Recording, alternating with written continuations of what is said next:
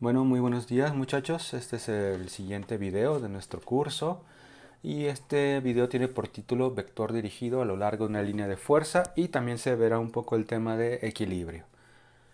Bueno, este tema de vector dirigido a lo largo de una línea de fuerza es una continuación de el tema de vectores en 3D. Como un pequeño recordatorio, ya sabemos que cuando tenemos un vector en 3D, pues hay dos maneras de encontrar sus componentes. Aquí yo supongo que tengo la magnitud del vector, es decir, por ejemplo, aquí la magnitud de F es igual a, no sé, 100 newtons. Entonces, las dos maneras que podemos utilizar para encontrar las componentes X, Y y Z del vector sería a través de los ángulos directores, es decir, el ángulo con el eje X, el ángulo alfa, el ángulo con el eje Y, que sería el ángulo beta, y el ángulo con el eje Z, que es el ángulo gamma. Entonces, si tengo estos tres, ¿cómo se dice?, ángulos, pues ya sabemos que la componente X, por ejemplo, fx, es igual a la magnitud coseno de gamma, perdón, de alfa. Fy sería igual a la magnitud coseno de beta. Y Fz es igual a la magnitud coseno de gamma. Entonces, cuando yo tengo los ángulos directores, pues es muy sencillo encontrar las componentes de un vector, las componentes rectangulares. Otro método que se puede ver es el método de ángulo azimutal y el ángulo transversal, que si yo tengo otra vez el mismo vector, 100 newtons, pues realmente con dos ángulos que conozca, que sería en este caso el ángulo azimutal, que voy a llamar ángulo θ, que es el ángulo que se forma con el eje z, y el ángulo transversal es el ángulo que se forma, aquí voy a poner con este verde, entre la proyección del vector en el plano XY, es decir, la sombra del vector, que podríamos decir que es esta línea. Esa línea que está allí es la sombra del vector, que es la proyección. Y el ángulo que forma con el eje X sería el ángulo transversal phi, teta y phi. Con esos dos ángulos uno también puede encontrar las componentes rectangulares de un vector. Pero bueno, ya el método pues lo vieron o lo vimos en alguna clase anterior. Pero hay otra manera de encontrar las componentes de un vector, que es a través de un vector unitario. Vector unitario. El vector unitario, si otra vez tengo mi mismo vector, en este caso pues lo estoy dibujando en el primer cuadrante, 100 newtons, tengo su magnitud. Un vector unitario es un vector que va en la misma dirección del vector. Por ejemplo, el vector azul le voy a llamar f, y esta es su magnitud. Y el vector unitario va en la misma dirección, o sea, tiene la misma dirección, no necesariamente el mismo sentido, pero solamente mide 1, es decir, su magnitud es 1. Es por eso que se llama unitario.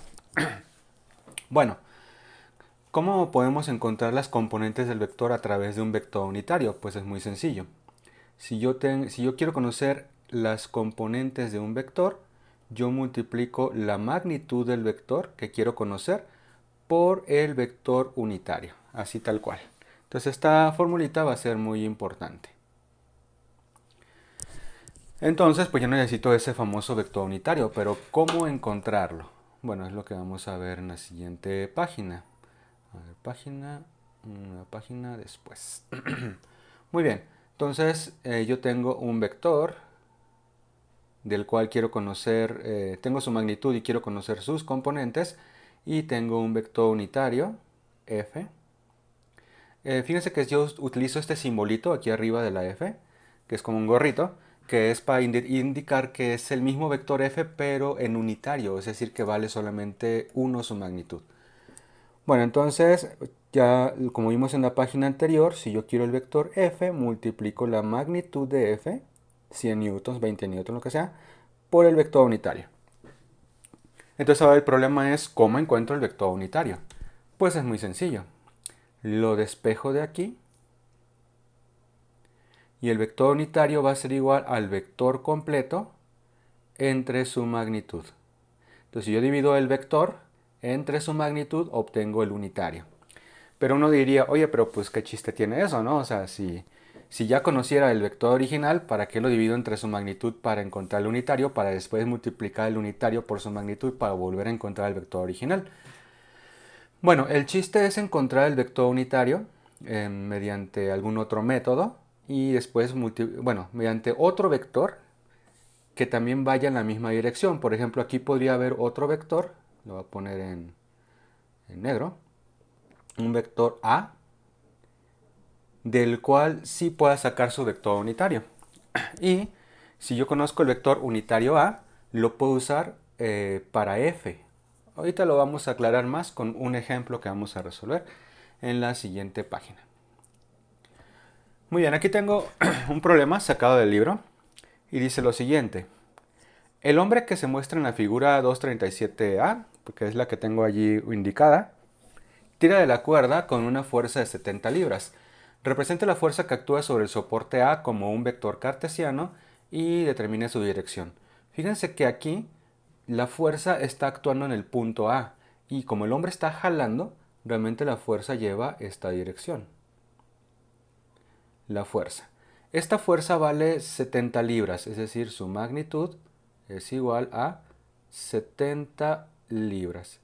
Recuerden que en el sistema inglés las fuerzas se miden en libras. En el sistema internacional, que es el que se usa, por ejemplo, en México, en Europa, etc., pues se usan newtons.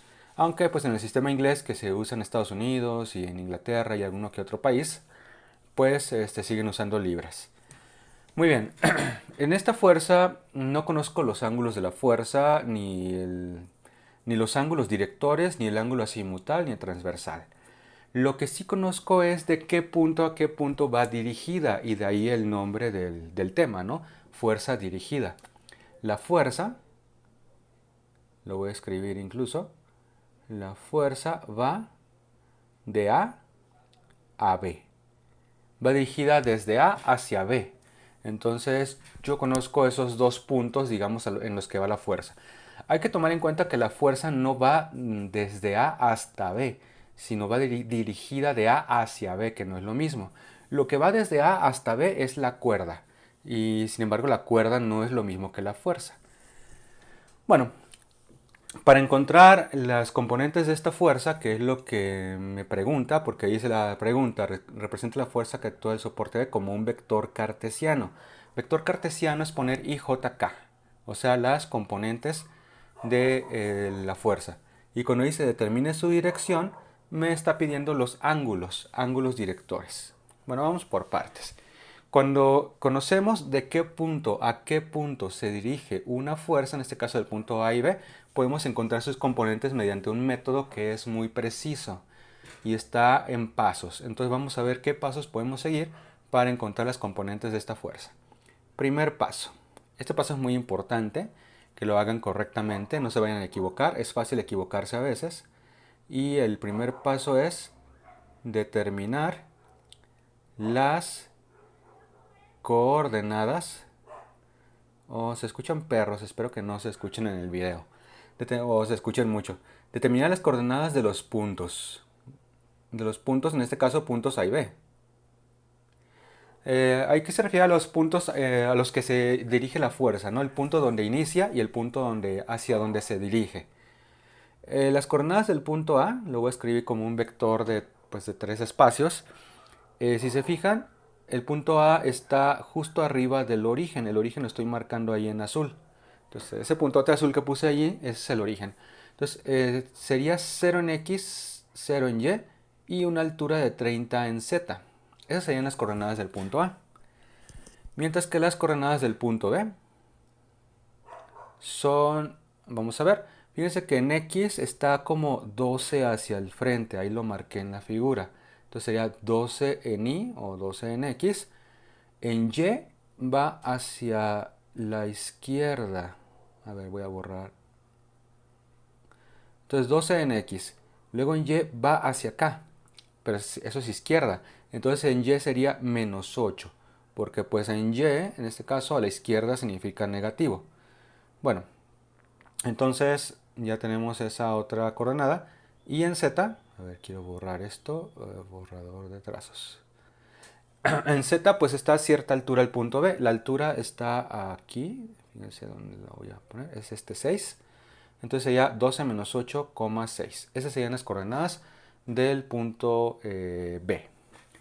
Entonces la fuerza va desde este punto, el punto A, hacia el punto B, y esas son sus coordenadas. A es 0,030, B es 12, menos 8, 6. Ese sería el primer paso.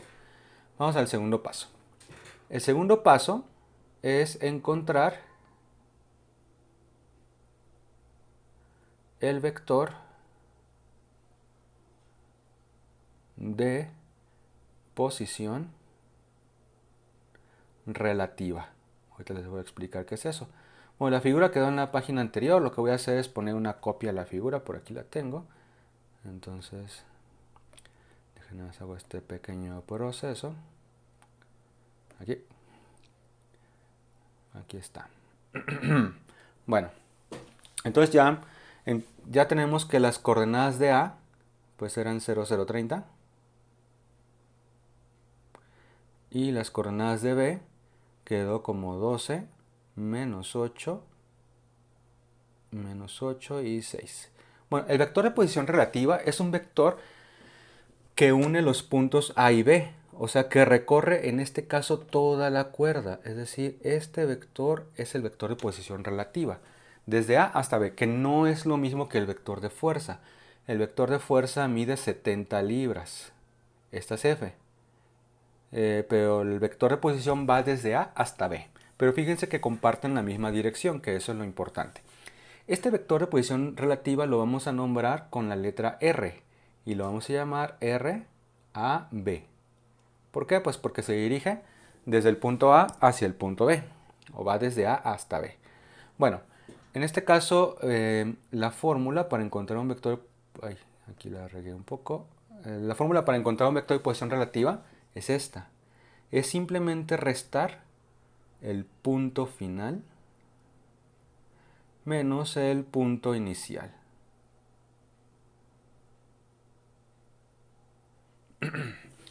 Entonces, en este caso, el punto final es a donde llegamos, es decir, es el punto B, y el punto inicial es el punto A. Ese es el punto final y ese es el punto inicial.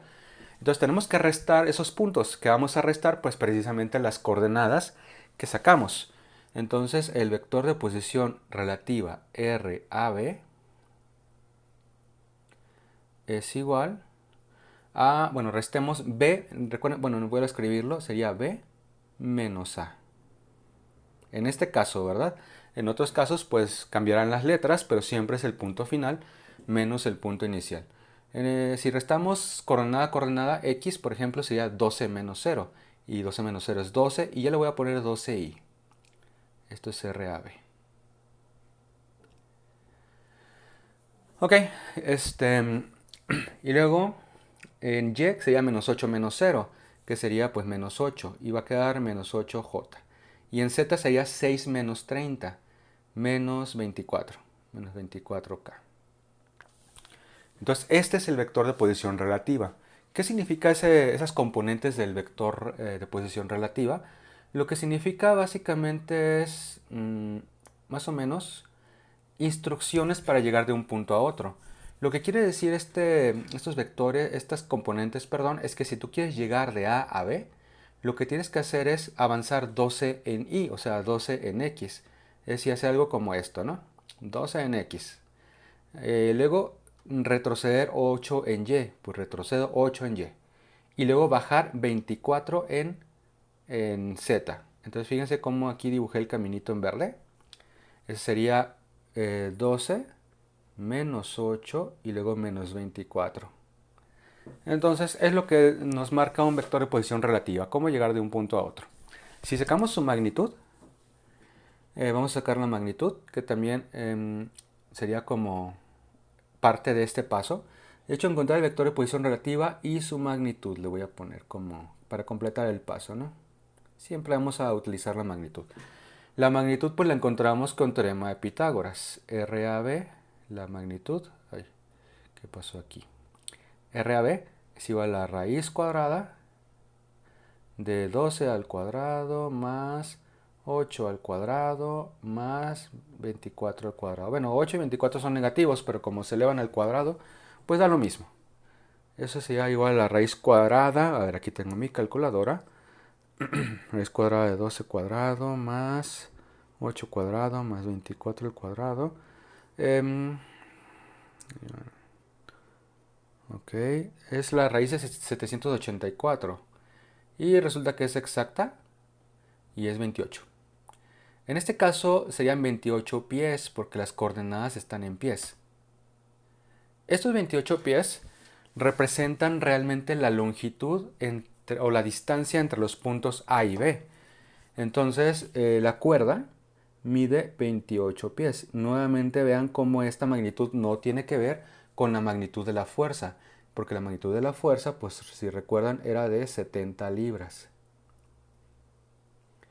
Y pues la magnitud del vector de posición relativa es 28 pies. Entonces 28 pies es lo que mide la cuerda y ya tenemos el vector, ¿no? El vector es este y su magnitud es 28 pies. Aquí está. Muy bien, vamos entonces al siguiente paso. Recuerden que todo esto era para encontrar las componentes de la fuerza. Bueno, voy a volver a copiar la figura y pegarla.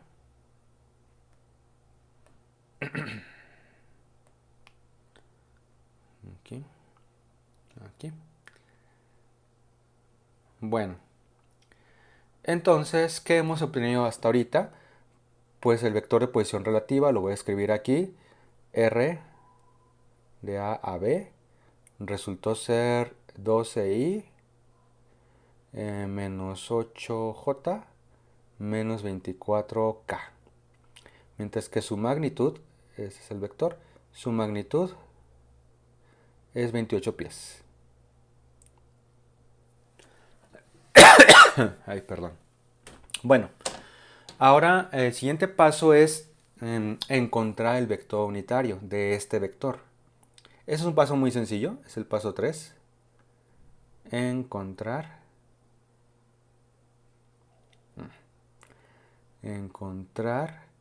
el vector unitario R. Fíjense que le pongo R gorrito, ¿no? Pues para encontrar el vector unitario vamos a utilizar la fórmula que vimos al principio, de hecho muy al principio del video, aquí está, que un vector unitario se encuentra dividiendo el vector entre su magnitud y aquí de R conocemos ambas cosas. El vector es, ya en componentes son estas de aquí, que recuerden que lo encontramos restando coordenadas y su magnitud pues con teorema de Pitágoras es 28. Así es que el vector unitario, le voy a poner aquí R unitario AB, va a ser igual a, bueno, lo voy a escribir paso a paso, 12, 28 en i. Estoy dividiendo todo entre 28 porque es la magnitud. Bueno, dejen escribo la fórmula para que quede aquí expresada. Sería el vector completo entre su magnitud. Esto va a ser igual a, pues, 12 entre 28. 12 entre 28i menos 8 entre 28. J, todas las componentes se dividen entre la magnitud. Menos 24, 28 en J. Podemos simplificar estas fracciones, RAB. Pues 12 28avos, podemos dividir entre 4, te queda 3 séptimos. 3 séptimos, ¿sí? Menos también el siguiente entre 4, 2 séptimos J. Y el último pues también. Menos 6 séptimos K. Ese es el vector unitario. Si quieren comprobar que es unitario, pues eleven al cuadrado de estos tres y saquen la raíz cuadrada y les va a dar 1. Es decir, saquen la magnitud con Pitágoras y les tiene que dar 1. Pero pues no lo vamos a hacer porque eso era del video anterior que no grabé porque pues ya saben. Y aquí está entonces el vector. Ah, perdón, aquí tuve un pequeño error. Este no debe llevar esta flechita, sino el gorrito porque ya es un vector unitario. Ese es el vector unitario que va desde A hasta B, que sería como un vectorcito que sigue también la dirección de la cuerda, pero no mide 28 pies, mide solo 1. un pie. Ok, bueno, aquí tenemos entonces el vector unitario. Ahora sí vamos al último paso, que está muy fácil. El último paso, otra vez voy a tener que pegar la figura. Lo hubiera pegado desde antes. Esto vamos a hacer rápido. Aquí está. Bueno, pues entonces el vector unitario RAB es igual a, lo tengo en la página anterior, 3 séptimos en I, 3 séptimos en I, menos 2 séptimos en J, menos, perdón, 6 séptimos en K. Bueno, este vector unitario es el de la cuerda. Mide un pie, o uno simplemente. Pero como la fuerza también lleva la dirección de la cuerda, podemos usar el mismo vector unitario para encontrar las componentes de la fuerza. Recuerden que la magnitud de F era 70 libras, que no tiene nada que ver con la longitud de la cuerda, que era de 28 pies, pero sí pueden usar el mismo vector unitario. Entonces ahora el paso número 4 sería multiplicar R unitario por la magnitud de F, de la fuerza que quieras encontrar. Entonces, en este caso, lo que me está diciendo este punto, que es que si yo quiero encontrar la fuerza, tengo que multiplicar su magnitud por el vector unitario de de los puntos a los que se dirige la fuerza, es decir, de A a B, y es lo que hice anteriormente. Así es que la fuerza va a ser simplemente 70, que va a multiplicar el vector unitario, que es el que tengo allá arriba, por 3 séptimos en I, menos 2 séptimos en J, menos 6 séptimos en K. Muy bien, entonces si yo hago las multiplicaciones, están fáciles, se igual a, pues 70 entre 7 es 10, por 3 es 30i, menos 20j, menos 60k. Y he terminado el proceso de encontrar las componentes de la fuerza a través de un vector unitario que conecta dos puntos, de otro vector que conecta dos puntos. Entonces, como pueden ver, es un proceso sencillo, simplemente pues hay que seguirlo paso a paso, ¿no? Aunque nos preguntaba otra cosa también el problema. Otra vez voy a pegar la figura por quinta vez.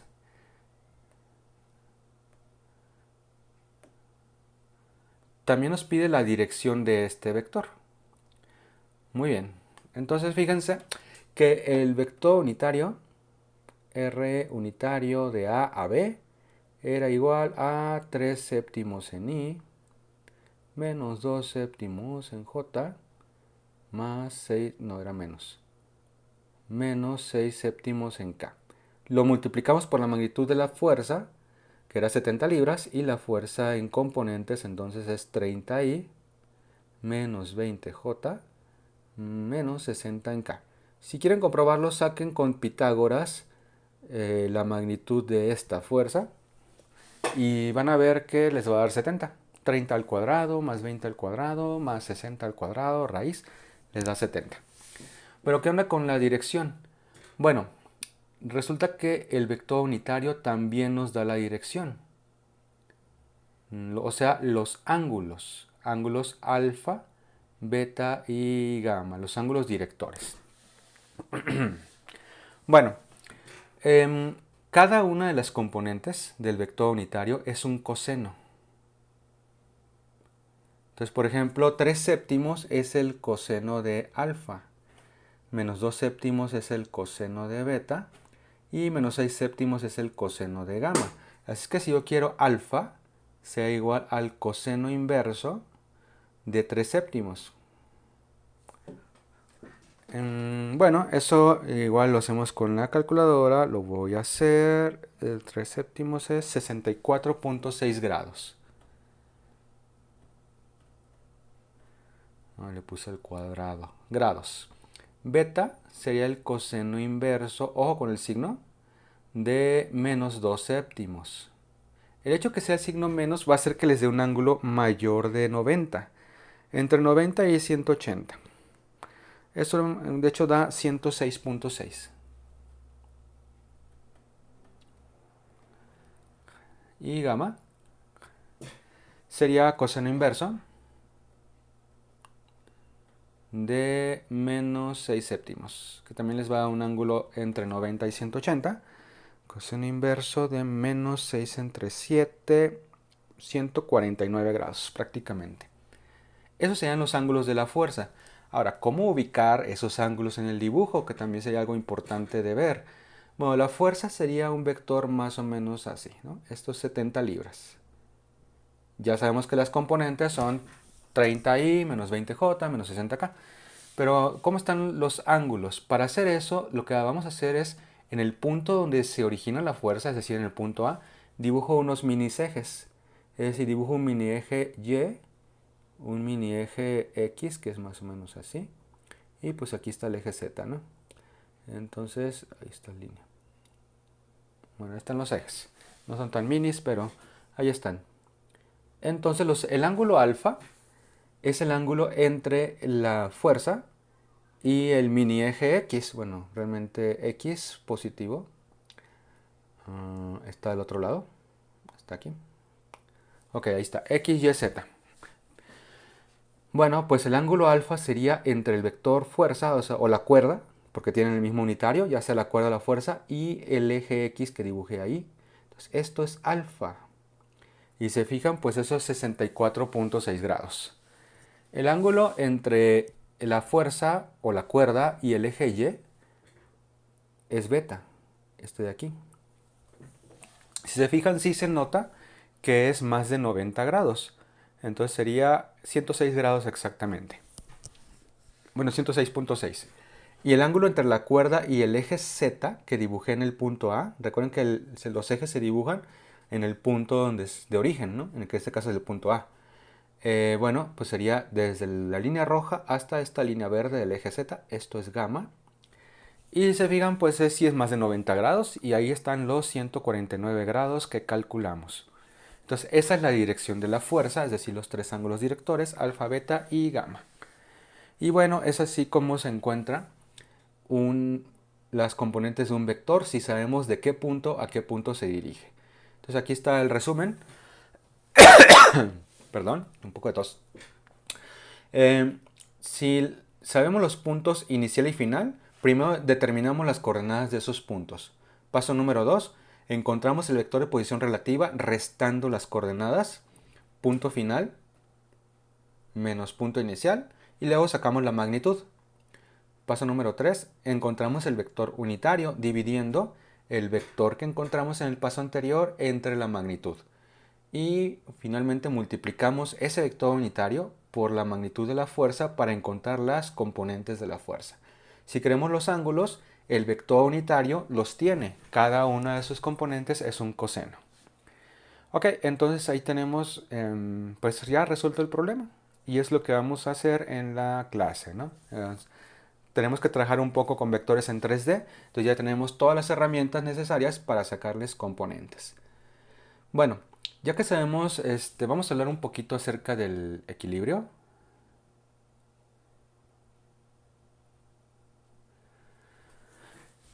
Ya que sabemos sacar componentes de fuerzas, tanto en 2D como en 3D, ya podemos hablar de equilibrio. El equilibrio, pues para la mayoría de las personas puede significar que un objeto no se mueve. Y en realidad, pues sí es así, pero no es la idea completa. El equilibrio se da cuando un objeto está estático, por ejemplo, un auto sin velocidad, un auto con velocidad cero, que está parado, pues está estacionado, pues está en equilibrio. Pero también si va a velocidad constante, es decir, que no vaya cambiando ni girando el automóvil, también es equilibrio. Aunque en estática prácticamente el equilibrio se va a se va a enfocar a los objetos que no se estén moviendo, ¿de acuerdo? Entonces, pues, a pesar de que un objeto a velocidad constante también se considera equilibrio, no vamos a usar muchos objetos con velocidad constante en realidad, casi todos los objetos van a estar quietos. Bueno, existen dos condiciones de equilibrio. La primera de las condiciones es que la suma, escribí esto, suma, que es sigma, de todas las fuerzas tiene que darte cero. Eso es una condición de equilibrio. Y esto se traduce en tres ecuaciones, porque como la fuerza es un vector, yo le puedo sacar componentes y ponerlo por separado. La suma de todas las fuerzas X debería ser 0, la suma de todas las fuerzas Y es igual a 0, y la suma de todas las fuerzas en Z debe darte 0. Entonces, 0. Esta se llama primera condición de equilibrio. Hay otra condición que veremos más adelante, pero esta es la que nos sirve ahorita, ¿no? Y es más o menos lógico, todas las fuerzas se deben equilibrar para que el objeto no se mueva. Entonces, por ejemplo, una de las fuerzas que siempre va a estar apareciendo es el peso del objeto o la fuerza de gravedad, que es la fuerza con que la Tierra atrae a todos los objetos hacia abajo. Este peso, que le vamos a llamar con la letra W, pues se obtiene multiplicando la masa en kilogramos por la aceleración de la gravedad. Esta aceleración de la gravedad tiene un valor de 9.8 aproximadamente metros sobre segundo al cuadrado en el sistema internacional o de 32.2 pies sobre segundo al cuadrado en el sistema inglés. Bueno, sistema inglés, sistema internacional.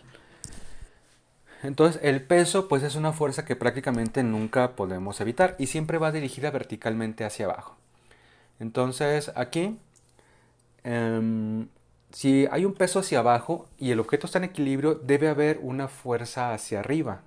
Porque si W fuera la única fuerza, entonces el objeto se caería como un paracaidista que va cayendo en caída libre.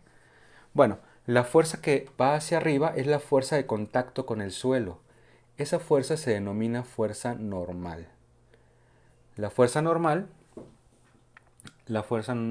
por aquí normal, es una fuerza que se da cuando un objeto está en contacto con otra superficie. Entonces vamos a definirla así. Fuerza de contacto con una superficie que impide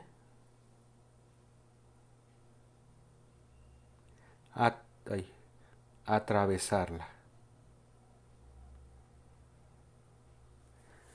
Ok, entonces el auto no se va hacia abajo porque el suelo se le impide a través de la fuerza normal. Bueno, ya en clase hablaremos un poco más de esa fuerza normal y también del peso. El punto es que debido a estas dos fuerzas, una que va hacia arriba y una que va hacia abajo, se equilibran y la suma da cero. Lo que yo puedo decir aquí es que la suma de fuerzas en Y, que sería el eje pues, vertical, sea igual a n menos W, n positiva, W negativa, y esto es igual a 0. Bueno, si hay más fuerzas hacia adelante o hacia atrás, entonces tendría que haber fuerzas que se vayan hacia el otro lado para equilibrarlas. Por ejemplo, si tenemos el mismo auto